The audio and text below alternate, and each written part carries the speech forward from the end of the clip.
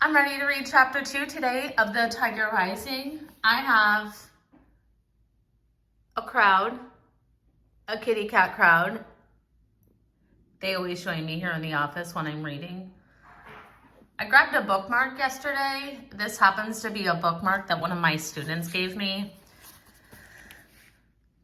I'm ready for chapter 2. So is Tigger. He thinks this book is all about him. "Looky here," said Norton Threemonger, as soon as Rob stepped onto the school bus. "It's the Kentucky Star." "How's it feel to be a star?" Norton stood in the center of the aisle, blocking Rob's path. Rob shrugged. "Oh, he didn't know," Norton called to his brother. "Hey, Billy, he don't know what it's like to be a star." Rob slipped past Norton. He walked all the way to the back of the bus and sat down in the last seat. "Hey," said Billy Threemonger, "you know what? This ain't Kentucky. This is Florida." He followed Rob and sat down right next to him. He pushed his face so close that Rob could smell his breath. It was bad breath. It smelled metallic and rotten. "You ain't a Kentucky Star," Billy said, his eyes glowing under the brim of his John Deere cap. "And you sure ain't a star here in Florida. You ain't a star nowhere." "Okay," said Rob. Billy shoved him hard, and then Norton came swaggering back and leaned over Billy and grabbed hold of Rob's hair with one hand, and with the other hand ground his knuckles into Rob's scalp. Rob sat there and took it. If he fought back, it lasted longer. If he didn't fight back, sometimes they got bored and left him alone.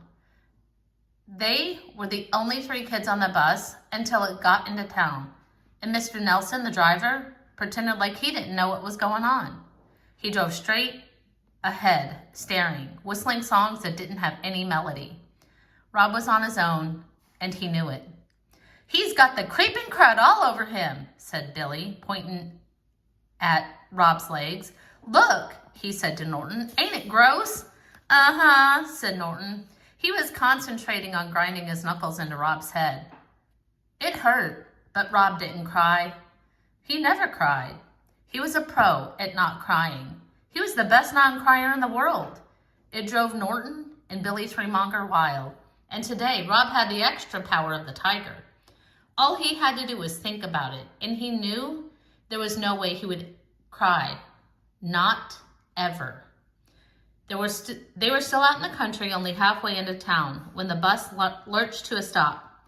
This was a surprising development, to have the bus stop halfway through its route, that Norton stopped grinding his knuckles into Rob's scalp, and Billy stopped punching Rob in the arm. "Hey, Mr. Nelson," Norton shouted, "what you doing?" "This ain't a stop, Mr. Nelson," Billy called out hopefully. But Mr. Nelson ignored them. He kept whistling his non-song as he swung open the bus door. And while Norton and Billy and Rob watched, open-mouthed and silent, a girl with yellow hair and a pink lacy dress walked up the steps and onto the bus.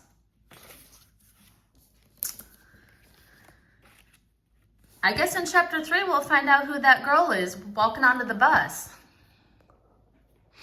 They've never been on the bus, but I think they like listening to the chapter.